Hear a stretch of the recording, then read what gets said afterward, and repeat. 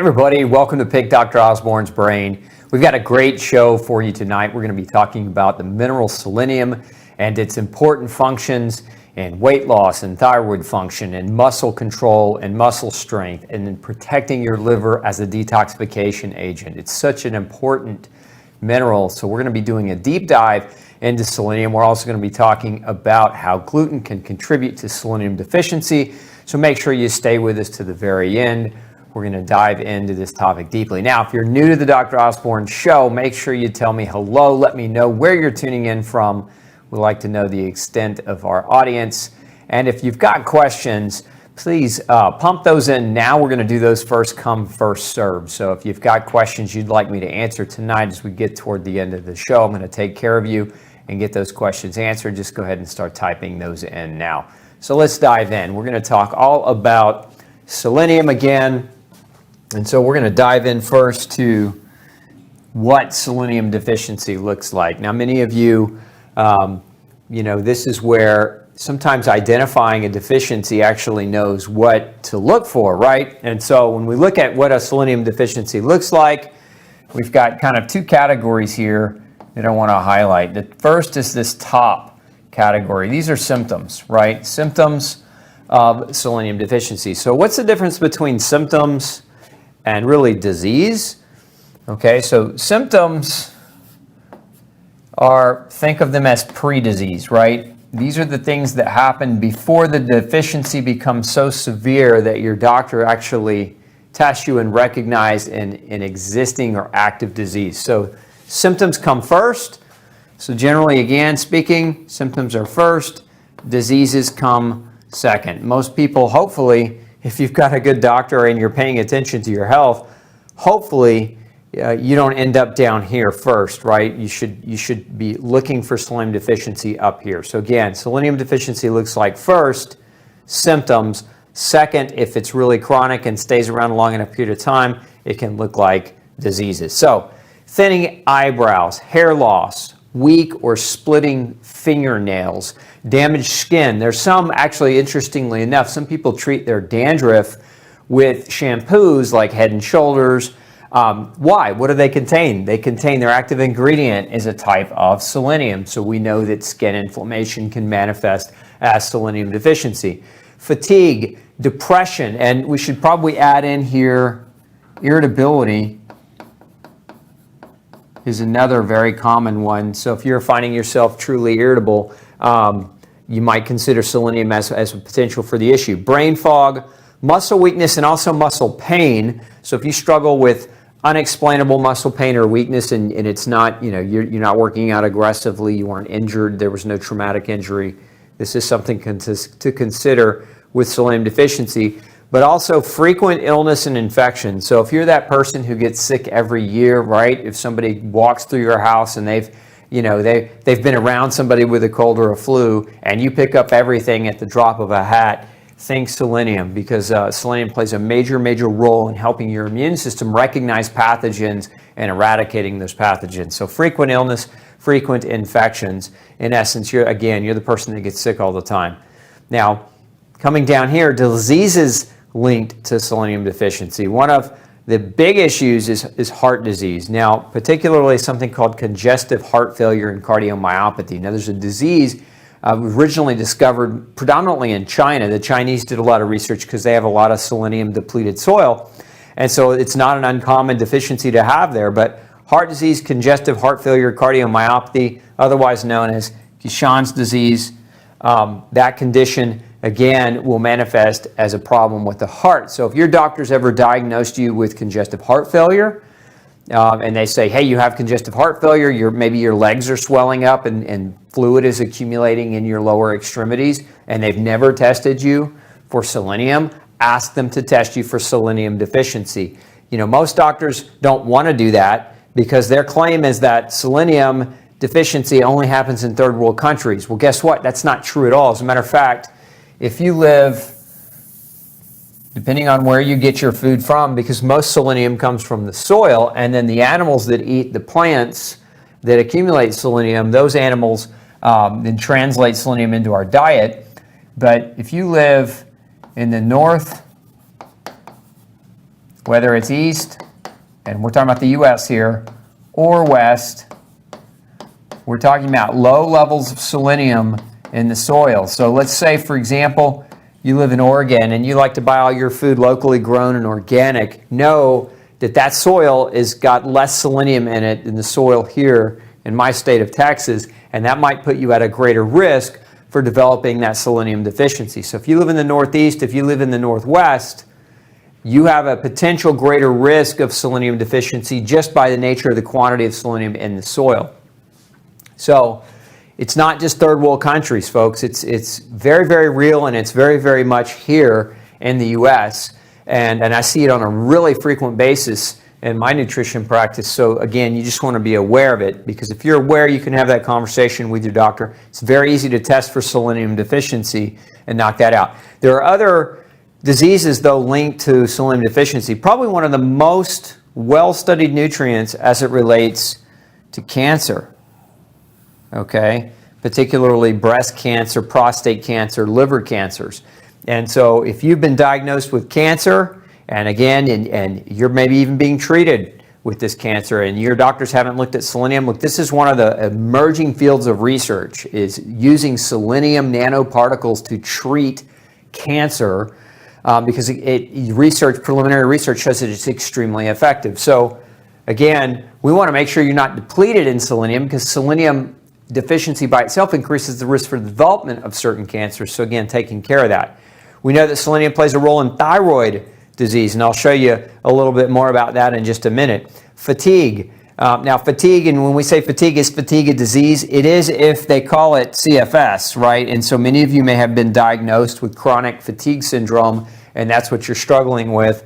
Well, that can also be a symptom here. Neurological diseases, Alzheimer's, progressive dementia linked to selenium deficiency, mood disorders linked, especially agitation and irritability. And then we also have bone and joint diseases, as well as muscle pain and inflammation. So muscle, bone and joint disease without trauma. Again, this is the key. The cue in there is, I'm not talking about if you worked out aggressively and injured your knee and now you're dealing with a chronic injury.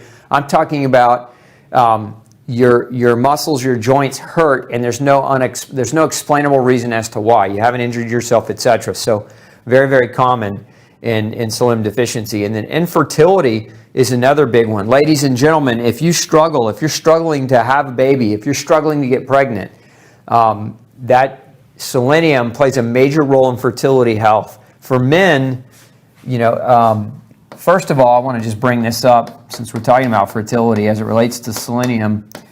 A lot of times, the ladies get blamed for the fertility problem, and then they go to the fertility clinic and they get pumped full of a bunch of hormones, right?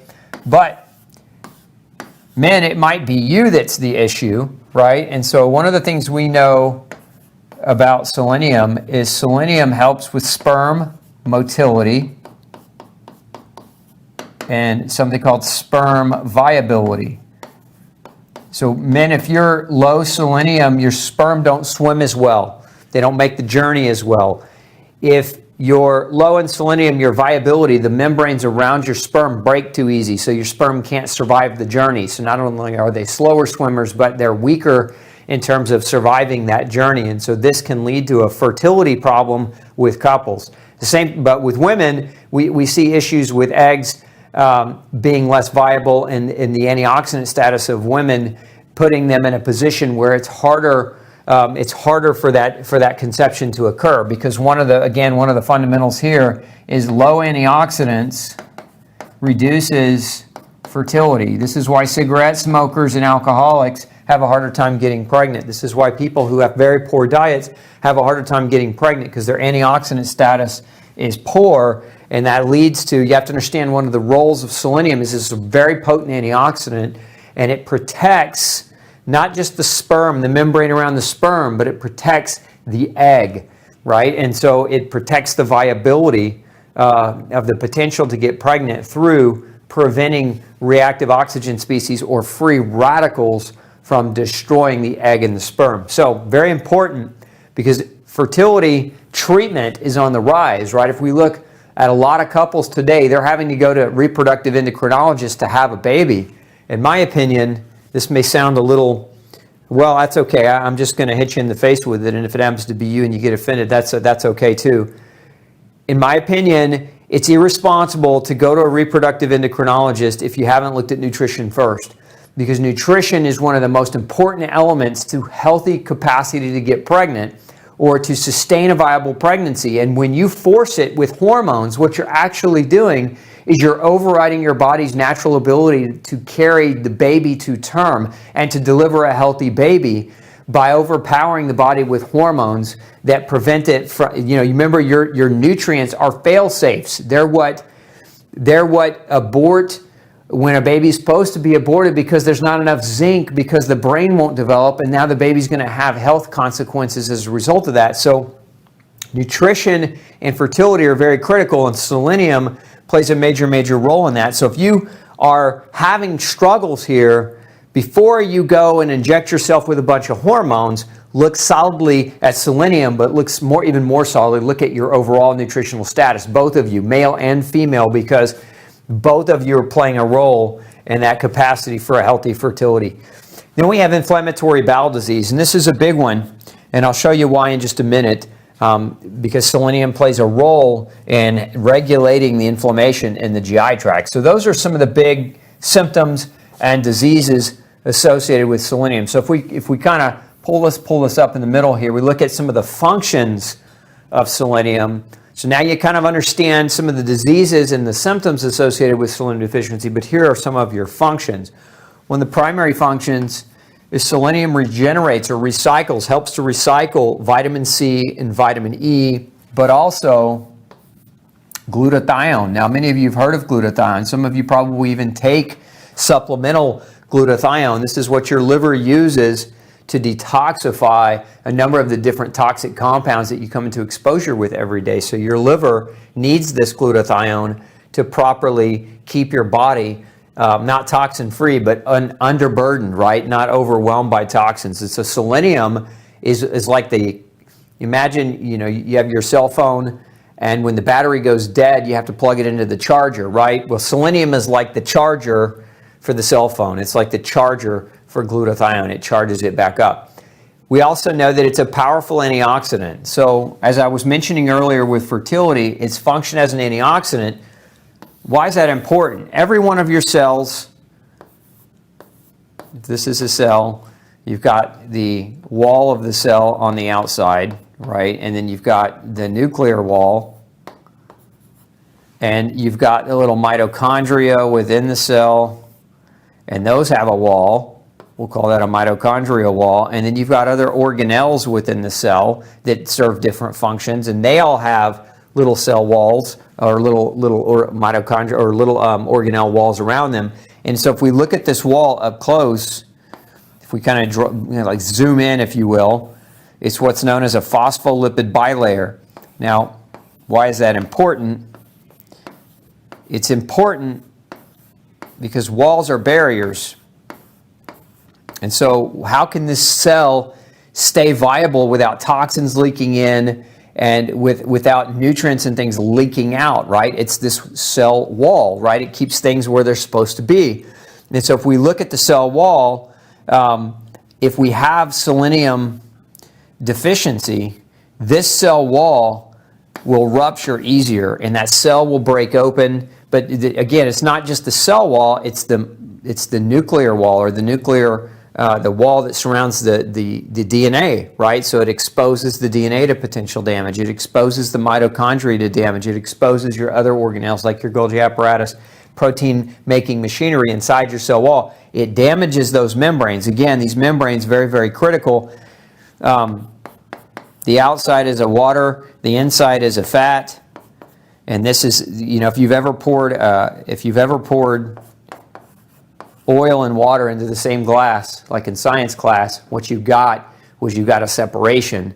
The water and the oil's naturally separated. Well, this is your cell wall. That oil is like a natural barrier, right? So that things don't penetrate in and things are contained within. And it's very important because if this barrier breaks, and again, selenium deficiency makes this barrier break a lot easier, that's its function as an antioxidant, then what happens is your cells become less viable. They die sooner. They rupture easier. They don't survive the way that they should. And this is why selenium is linked to so many different types of problems and symptoms and diseases, and not just a few things. So very, very important to understand the power of selenium as an antioxidant. We also know selenium regulates immune secretions. So there are a number of different chemicals that your immune system releases in an effort to kill viruses and bacteria and other microorganisms that don't belong. Selenium helps that process. There's actually a lot of the research from selenium actually came from HIV to AIDS. We know that, for example, people that have HIV that progress to AIDS, one of the biggest reasons why this can happen is nutritional deficiency, and selenium being primarily one of those nutrient deficiencies that can drive that factor. People that have low selenium with HIV have lower CD4 cell counts, which is a very important type of immune cell, and so they progress to AIDS much more readily because selenium's role in producing immune cells, but also regulating the chemicals that they secrete. We know that selenium regulates testosterone production. So in men, one of the organs that stores or concentrates the most selenium are the gonads, right? And that's because we've got to make testosterone, and selenium is required for that process to be able to do it. So for a lot of men, where we'll see, for example, benign prostatic hypertrophy, we'll see the prostate enlarge, we'll see the man not be able to gain muscle, we'll see they're losing their muscle mass, they might be working out and they still can't build muscle because their testosterone is low, and then the doctor wants to give testosterone without any thought as to whether or not selenium deficiency is contributing to that low testosterone. Remember, your body should be able to make testosterone. And this goes for you too, ladies, because you make testosterone as well. And testosterone is important for your hair growth and your health of your skin and your libido, right? And low selenium creates low testosterone production. So it's not something you want to get into a situation with. So again, recycles vitamin C, E, and glutathione. It acts as a very potent antioxidant to protect the cell membrane walls. It regulates thyroid hormone. We're going to dive into that in a minute, I promised.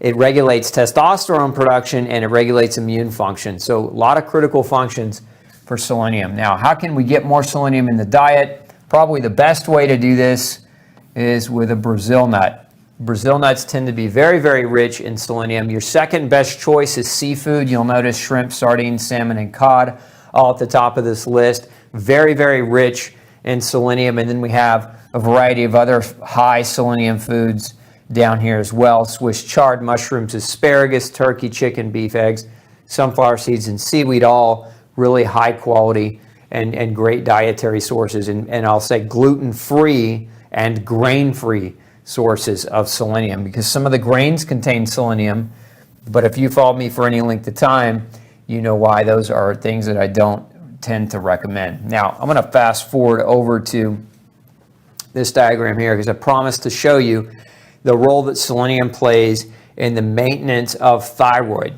So we're going to draw a little bit more. I didn't put all the organs on here, but your pituitary gland, let me spell that right for you.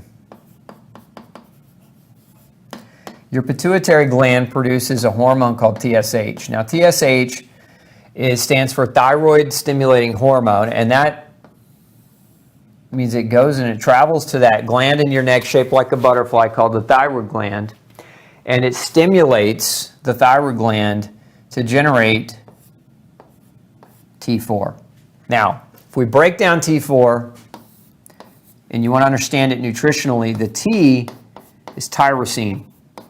Tyrosine is an amino acid that you get by eating a number of different things, but remember, amino acids are the building blocks of protein, and a lot of your tyrosine comes from meat-based sources. There are some plant-based sources as well, but you need tyrosine, and I see this because I see a lot of people that are trying to reduce their protein intake. They struggle with thyroid health problems because they're not getting adequate tyrosine in their diet. So it's important to know tyrosine, the amino acid that plays a role in the structure of thyroid hormone. T4, this is thyroid hormone, by the way. T4 is thyroid hormone. Tyrosine is the backbone. The 4 here, this is iodine. So this is like 4 molecules of iodine. Think of it like 4 tires on a car. If the tyrosine is the frame of the car, the 4 tires are made out of iodine, right? And you have to put that together. Okay, so your body puts that together under the direction of this hormone from the brain called TSH. But then this T4, generally it travels to the liver, right? And then inside the liver, we get this T4 is converted into T3.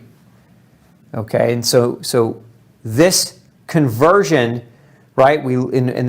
Basically what's happening is we're losing 1 iodine. So we're going from a 4-wheel car, racing car, to like a 3-wheeler, right? It's important to understand that T3 is active. It's the actual active hormone. T4 is inactive, meaning your body, T4 doesn't work. It's the way that thyroid hormone is carried through your bloodstream, and then when it travels through to the liver, it's converted to T3 where it's activated.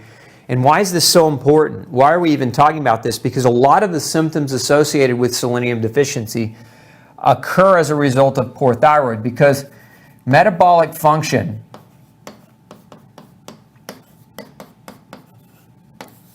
requires thyroid hormone. And if you don't have adequate production and conversion of thyroid hormone, understand what metabolism is. Metabolic function, otherwise metabolism, is the sum of all chemical reactions in your body. So it's the reactions that build new tissue and repair damaged tissue. Those are the reactions that break down damaged tissue so that you can make room to build new tissue. These are reactions that build hormones, that build muscles, that produce insulin, that make all the different things inside of your body that your body needs when it needs it. And if your metabolism is slowed down, again, the sum of all those chemical responses are slowed down, you're in trouble, right? And this is all driven by thyroid hormone function. Well, how do we activate thyroid hormone? This little arrow right here represents an enzyme that requires selenium. So the conversion of inactive thyroid hormone from T4 to T3 requires what's known as a deiodinase enzyme that is selenium driven. So selenium does this. And so if you're selenium deficient, you know, and take note of this, any of you who are being put on a drug like Synthroid or levothyroxine, where your doctor's treating you because they've told you you have hypothyroid, right, which is one of the big diseases associated with low selenium. So if you've been told that you have hypothyroid, right, and you're on a medication again, like levothyroxine, very commonly prescribed, oftentimes there's brand name and generic. Synthroid is the brand name of the medication. But there are a number of different thyroid drug preparations. Most of them are T4. Very important that you understand, because if your doctor is giving you a drug that is T4, your body still has to convert that drug T4 into T3. And if you don't have selenium, you may be thinking, well, I never felt better taking levothyroxine or Synthroid. I never felt better taking my thyroid medication, and your doctor never checked your selenium. But what happens a lot of times, and I see this very frequently, is that individuals that are taking these medications that have a selenium deficiency, we start putting selenium in the equation, and their medicine becomes way too strong because it really wasn't working. They didn't have enough selenium to convert properly, and so the medicine was less effective because of the selenium deficiency. So it's important that you understand, if you're listening tonight and you're thinking, I'm going to run out and buy a bunch of selenium, and you're on a thyroid medication and you just start, pounding 400 micrograms of selenium a day, you might make your drug more strong, too strong in fact. And so if you're going to do this, I would recommend that you do it where this is being monitored, where your TSH and your T3 and your T4 are properly being monitored, so you don't create a thyroid storm or a hyperthyroid situation. Because remember, Hyperthyroid can cause a lot of the same symptoms as low selenium, right? It can cause hair loss, it can cause thinning eyebrows, it can cause drying of the skin, it can cause dry mouth, it can cause heart palpitations, trouble sleeping, right? So too much thyroid as a result of taking selenium, now your drug is working better. Just be aware that that's a potential possible outcome. So again, going back to selenium, converts T4, inactive thyroid hormone, to T3, which is your active thyroid hormone, and that is what speeds up your metabolic function. Now I should say speed up, that's what regulates or normalizes your metabolic function, because if you're here, we're not really speeding it up, we're normalizing it, we're taking it from underactive to normally active, right, which is the goal, so that your body can heal and repair and produce hormones and produce proteins and do its job effectively. So you have to understand, selenium, without this little tiny mineral, you can't do this efficiently, and you can create all kinds of havoc and wreak all kinds of havoc on the body. So selenium is very crucial for T4 to T3 conversion. So that being explained, let's back up a little bit here, and I want to talk about, I said I would talk to you about gluten as well. This is what we call the gluten-induced selenium deficiency trap.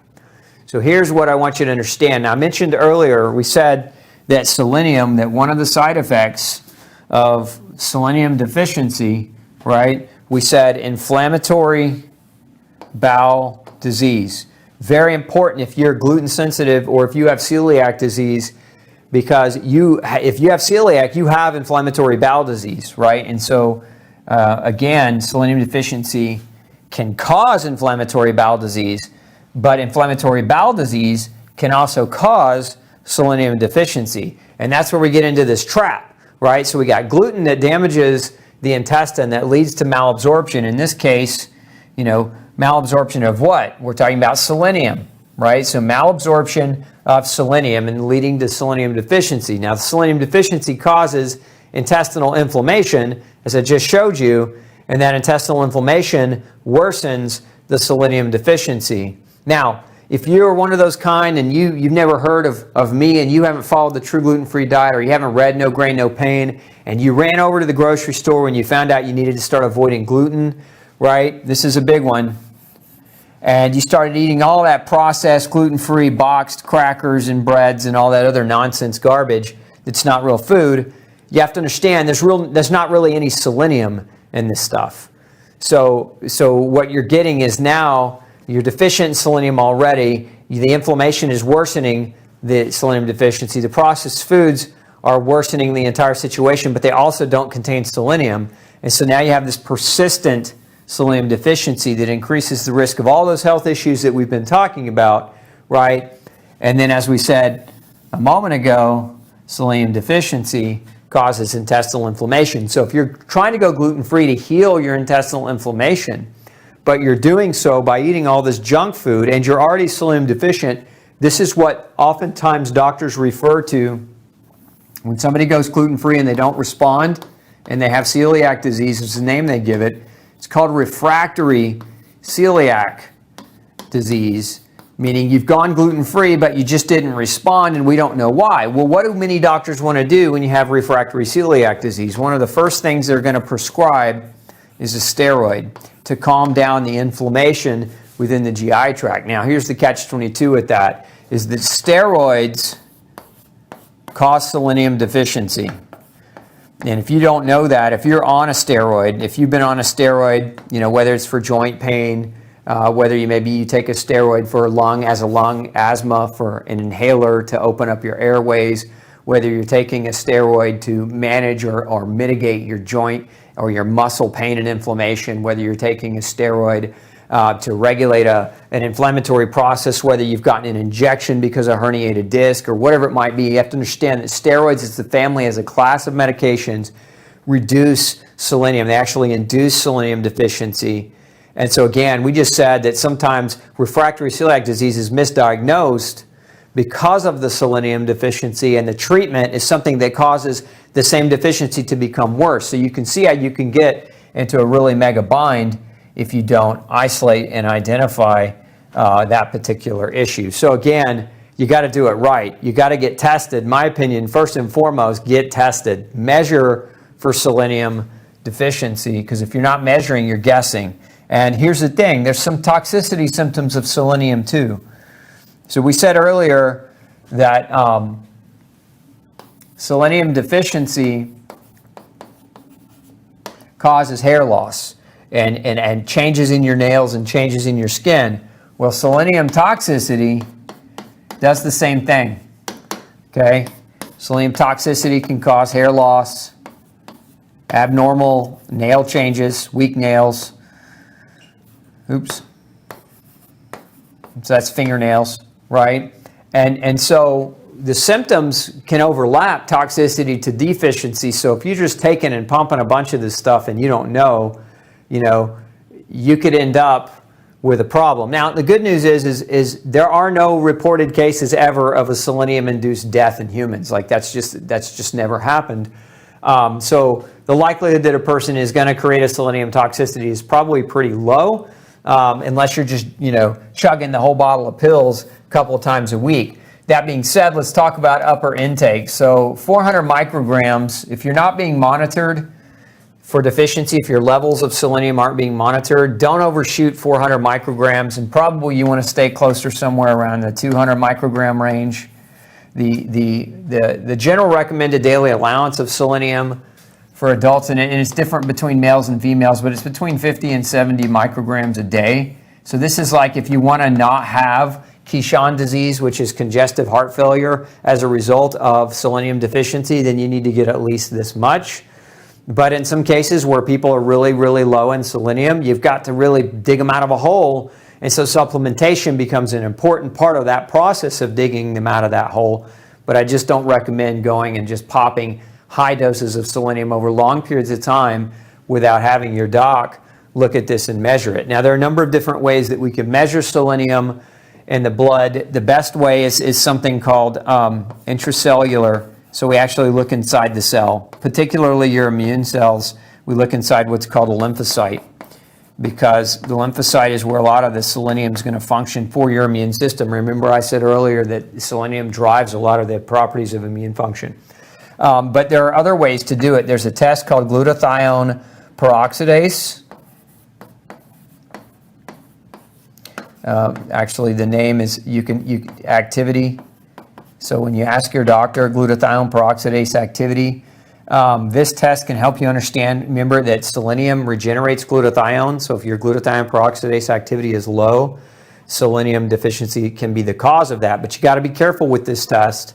And I know I'm getting a little geeky here, but vitamin B2 deficiency can also cause glutathione peroxidase activity to be low. Selenium deficiency can as well. Vitamin E deficiency can as well. So if this test comes back abnormal, you got to consider all three of these. So this test isn't independently unique for just selenium. Now, some people also will measure hair levels of selenium, but I have found that hair levels, you've got to be so far under.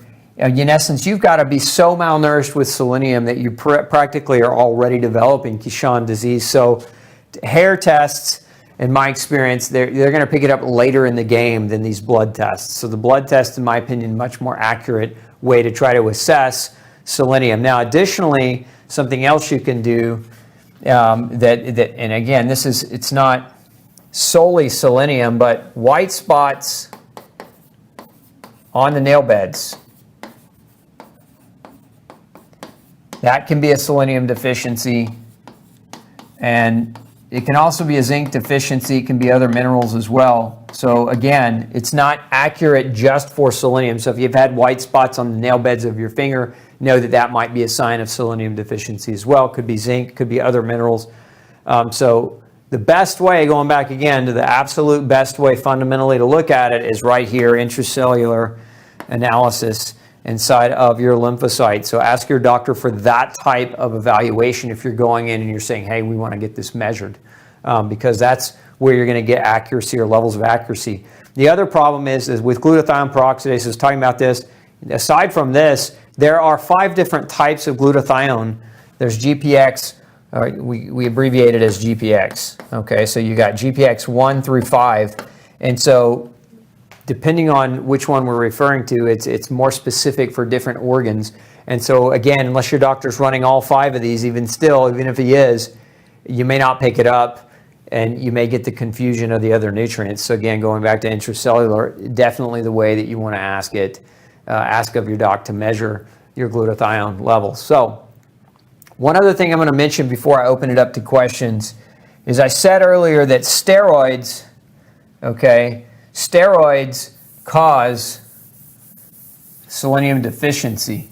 Now, many of you right now are under chronic stress. And when you're under chronic stress, guess what happens? Your cortisol goes up. Now, what are steroids? When doctors prescribe steroids, what are they prescribing? They're prescribing something otherwise known as, most of the time, corticosteroids, okay, which do the same thing. So corticosteroid prescription can lower your selenium, but you overproducing cortisol because of chronic stress over many years also depletes selenium. As stress does for so many other nutrients, stress depletes your vitamin and your mineral status. Well, in as far as it relates to selenium, the mechanism is through cortisol. So the excessive cortisol production leads to a reduction over time in selenium, which then can come with all those other symptoms, side effects, and potentiating different diseases and disease manifestations. So be cautious with that. If you're under chronic stress and you're not dealing with your stress, maybe your diet's okay, but you're not dealing with your stress, and there are a lot of different ways that you can handle chronic stress. One is alleviate the chronic stress by escaping or removing yourself from the chronically stressful situation, whether that's a bad job or a bad relationship, whatever it looks like in your life. You understand that you are in power and you are in control to remove yourself from chronic stress. Now, what we don't have the power to control is, the way the world behaves, right? And right now, the world's behaving kind of in I would say, a pretty crazy way. So that creates a lot of chronic stress for a lot of you. And so a lot of you may have, over the last year, developed selenium deficiency as a result of that. So again, get it measured, get it tested, and that's your best weapon of defense, is to know and to have that knowledge so that you can apply it. And if you want to just get selenium in, maybe your diet's not rich in Brazil nuts or seafood, right? And I gave you some other options as well, but a solid multivitamin with selenium, okay? When I say multivitamin, I mean multivitamin, multimineral with selenium is generally going to have an adequate quantity, again, depending on what you're using. If you're using something like from my production, like Ultra Nutrients or multi-nutrients, you're going to get good amounts of selenium in those multivitamins. And so then when you take that supplement and then you come in with food as well, that should give you adequate quantities. Now, every once in a while, I'll get people that are really deficient in selenium, and we really have to supplement them for a good 4 to 6, 8 months to get it corrected. But again, if you're not getting tested, this is a kind of a safe insurance plan, if you will, to make sure that your body's getting adequate selenium if you're not eating those selenium-rich foods. Okay, let's open up the floor for questions. Let's see here.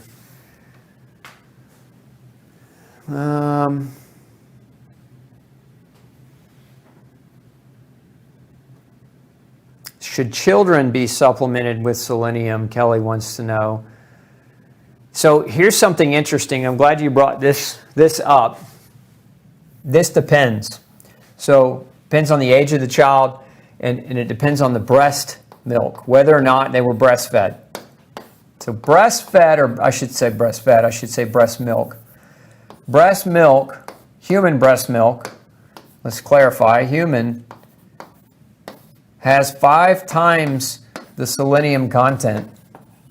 So 5 times more selenium than cow's milk.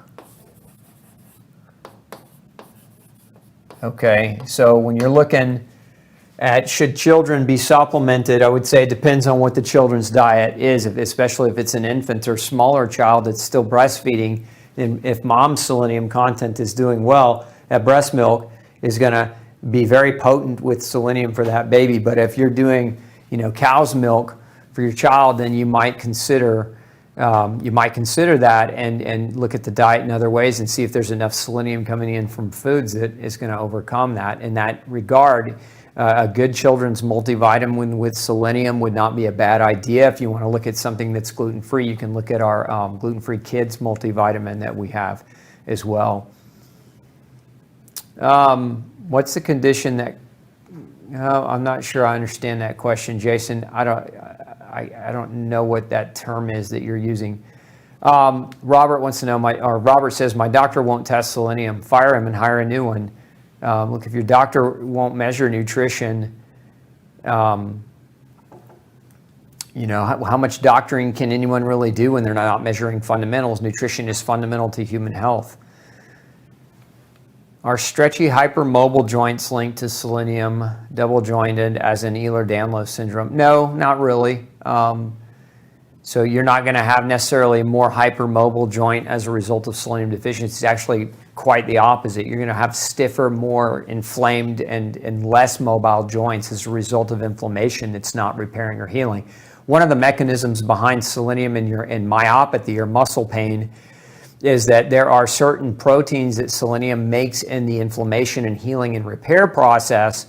And so selenium deficiency during that time will lead to an aggravated or an increased expression of inflammatory chemicals that bring fluid into the joint, making it hard to, when you have fluid in the joint, you can't go through full range of motion, so you're actually stiffer, not looser. Let's see here.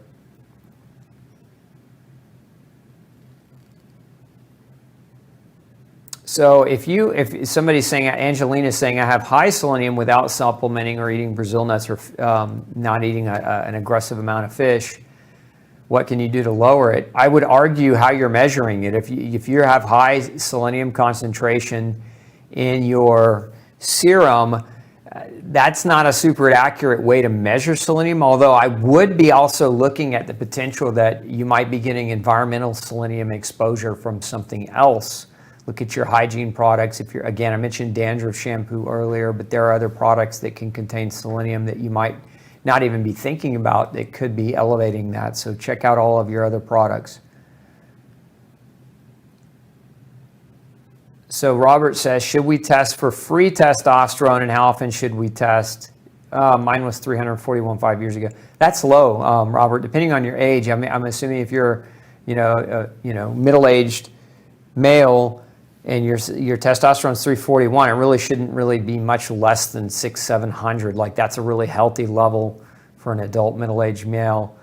But if it's low, I would test it probably like every 6 months, depending on what you're trying to do to support your testosterone levels naturally with nutrition. But if it's not coming up, because if it's not coming up, you want to ask the deeper questions. Why is it not coming up? You need things like B vitamins and zinc and selenium to properly produce your own testosterone. You need magnesium to produce testosterone. So there could be a nutritional issue there for you that's contributing to that. It could also be a lack of exercise. You should also, though, ask your doctor to measure not just bound, like you mentioned, free testosterone is good, but also have them measure another hormone called SHBG, sex hormone binding globulin is what that stands for. And that hormone will bind to testosterone. It will make it less effective. So if you have high levels of sex hormone binding globulin and low testosterone, it's kind of like a double whammy.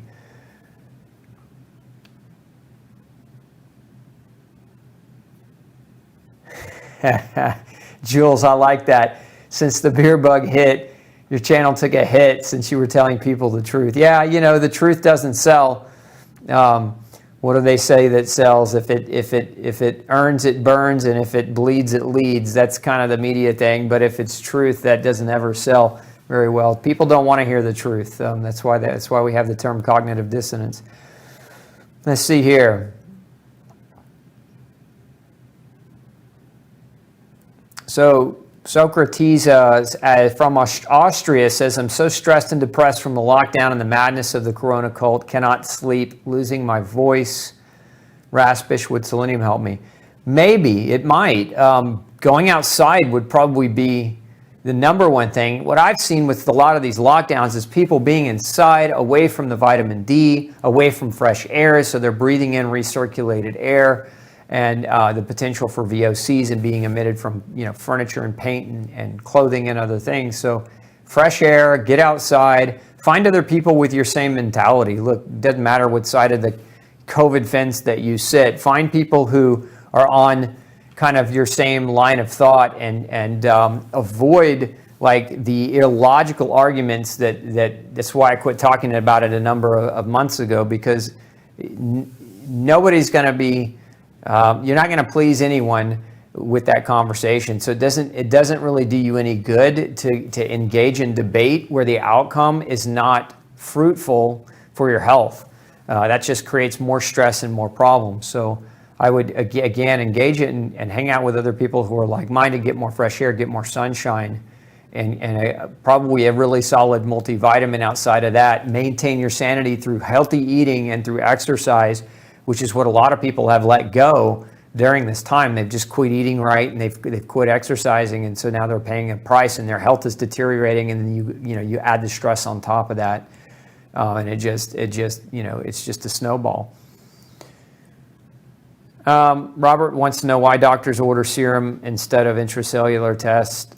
They look at you like you have 12 heads. It's because their ignorance on nutrition really shines when you start asking them for accuracy. Look, the average doctor has 7 hours of nutritional training or less. That's an unfortunate truth in healthcare today, and but not all of them are that way. This is why I said earlier I wasn't kidding or being facetious. Like, if your doctor won't measure it, find a doctor who will. Like, find a doctor who understands nutrition to a much greater degree and is going to help work with you to support you in your health goals.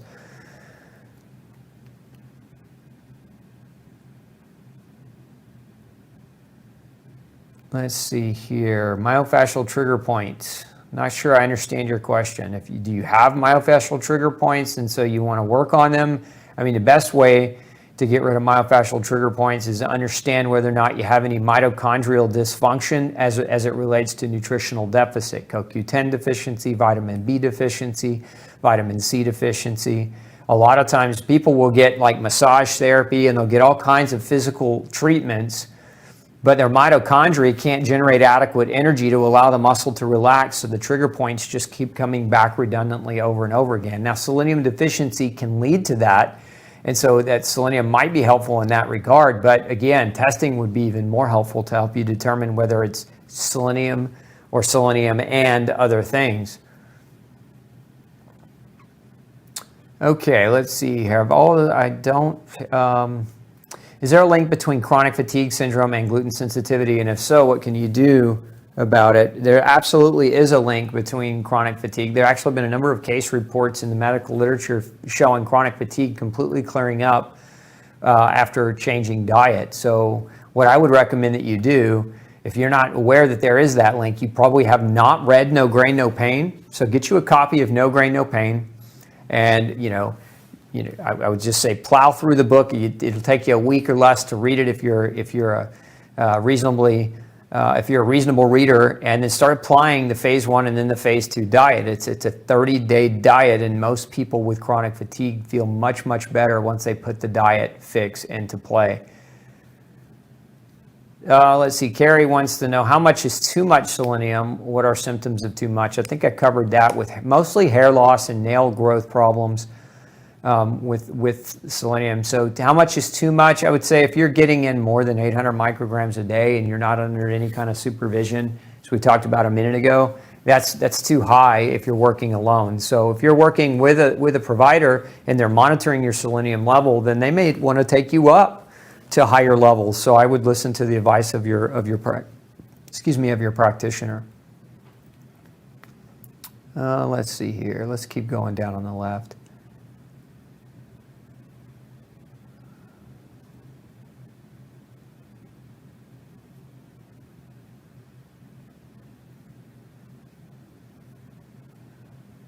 Okay, we got another one. How much selenium is a woman supposed to have daily? Again, if you're following just the general government recommendation, it's about 50 micrograms per day of selenium. But if you're deficient, it can take anywhere from 200 to 600 micrograms a day really to get it corrected. Mary wants to know, if a man had prostate cancer, treatment, would he automatically be low in selenium? Depending on the kind of treatment. So, if you could, give me more detail on that. But just because he had prostate cancer treatment doesn't mean he's low in selenium, although there's a strong opportunity or strong chance that because he had prostate cancer that selenium deficiency actually contributed to the cancer. Now, certain chemotherapies and certain radiation therapies will basically deplete the body of antioxidants, right? That's part of what chemo and radiation do, is they act as free radicals to destroy cancer cells, but in the process also knock out your body's antioxidant defense mechanisms. And so, yes, it's possible that the treatment for the prostate cancer as well caused or contributed to lower levels of selenium. So kind of all the above there. Can salt give arthros? If you're referring to arthritis, not really. I mean, salt doesn't really cause arthritis. I mean, you can't be allergic to sodium. It's a mineral we all require in order to sustain our function. So I don't know why your doctor would have told you to cut out salt over arthritis, unless you were eating a bunch of processed foods that contained MSG and chemically loaded salts. That might be a good move to take or to make, but I don't know. I can't speak for why your doctor would have recommended you to cut out salt over arthritis. That doesn't make a whole lot of sense to me. Pam says, do you know about Juice Plus? I do, and I don't recommend it. Many of them are cross-contaminated with gluten, so if you're trying to follow a gluten-free diet, I think we sent one of those out to the lab a long time ago, and it came back contaminated. But I have a lot of, Pam, here's the real reason why. And they may have changed, again, I don't like to talk about other supplement companies because, number one, they may change their policy, they may change their procedure and how they produce things, and I don't have any control over that.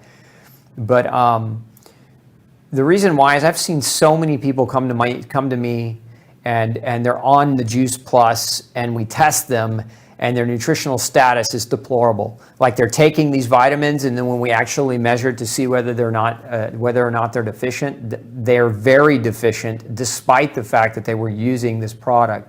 And that's one of the reasons why I don't really recommend that particular brand per se. Let's see here. Dickerson asks, my sister's on Synthroid and she's losing her hair. Possible reasons for that, since she wants to stop her Synthroid.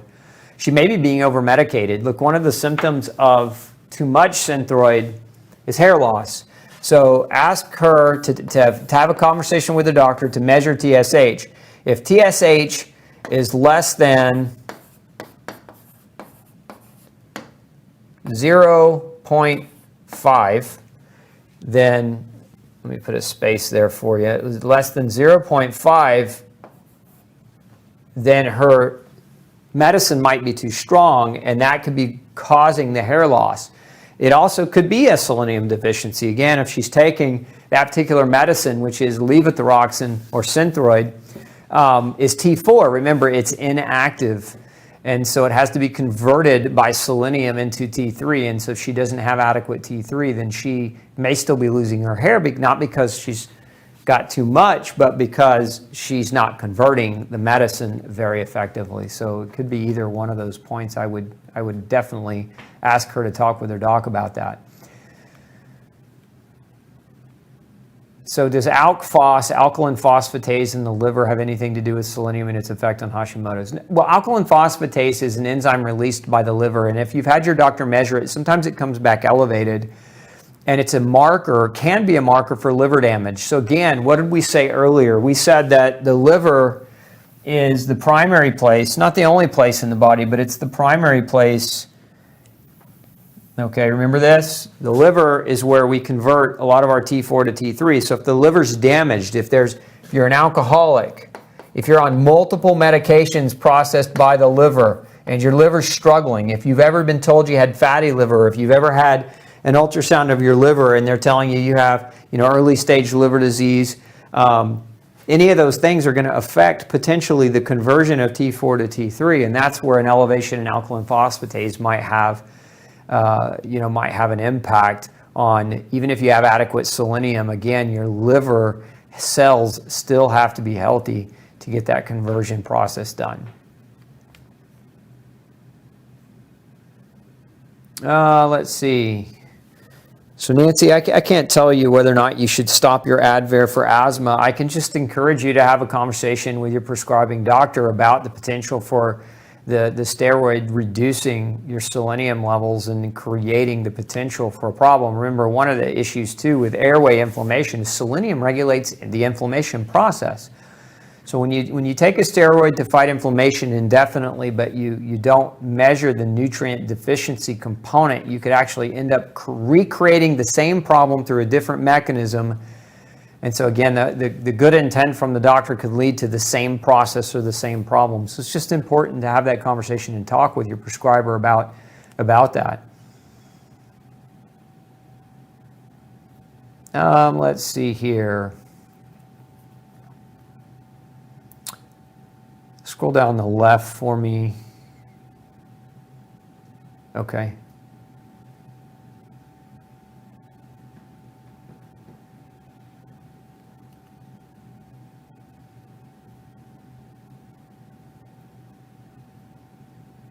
Okay, yeah, a lot of off-topic stuff. I think this one's relevant right now. So somebody's asking me what I think about a preservative-free flu shot.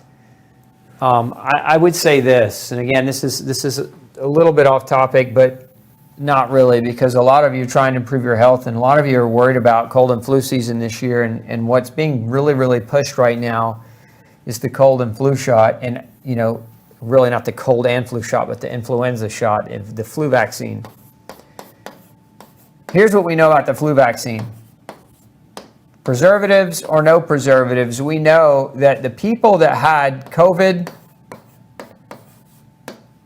outcomes, we'll just call them worse COVID outcomes, okay, had the flu vaccine. I think one of the major studies that was done in the military was like 37% worse. So, you have to ask yourself, by protecting yourself from the flu, you actually make yourself more susceptible to coronavirus. And so if you're really worried about COVID or coronavirus, then a flu shot, which is, remember, even by the FDC's own admittance, on a great year, you're getting 30 to 50% efficacy.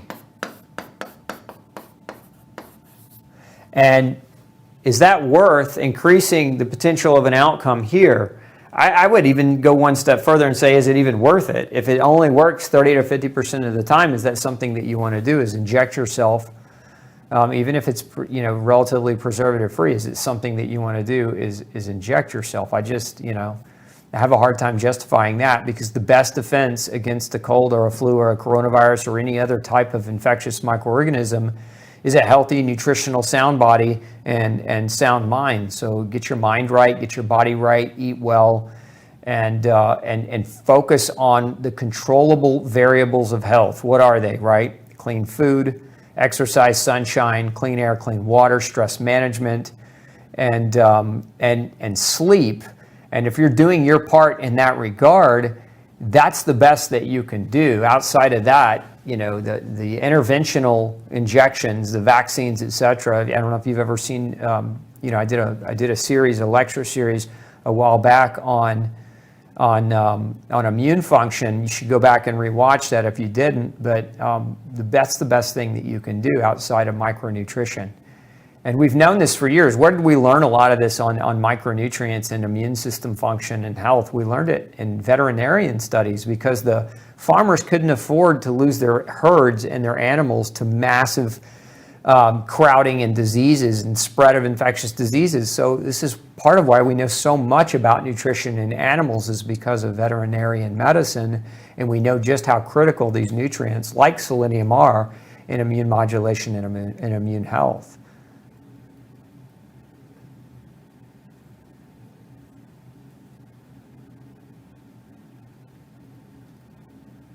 Okay, let's see here. I think we're just about out of time here, and we've still got a bunch of questions there.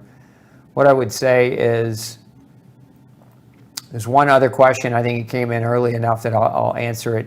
It's about facial spasms.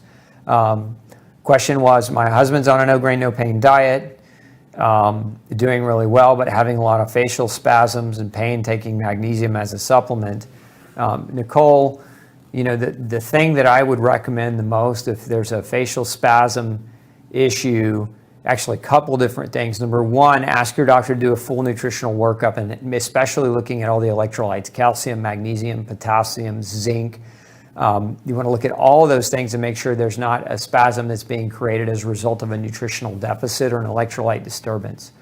Number two, oftentimes facial spasms can be related to nerve compression in the cervical spine, which is, again, the area from about the base of the skull down to the top bone in the base of the neck. And so sometimes there could be a nerve compression or nerve pinch sensation that could be leading to facial spasms. So if your husband's never visited a good chiropractor, that might be another option to see if there's a physical or a structural problem that's contributing to that spasm. But nutrition and structure, right? Those are kind of two of the fundamental tenets of good health. So that would be where I would encourage you to go in that direction.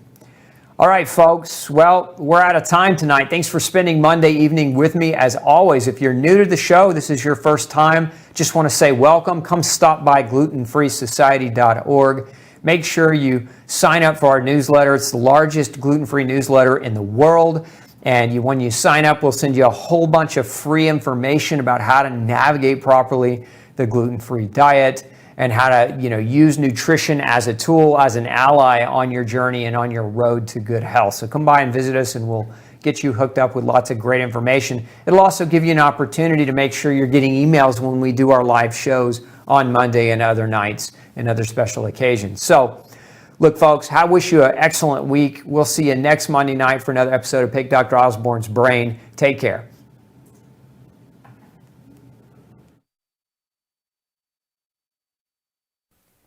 Hey, don't forget to tune in next week, same time, 6 p.m.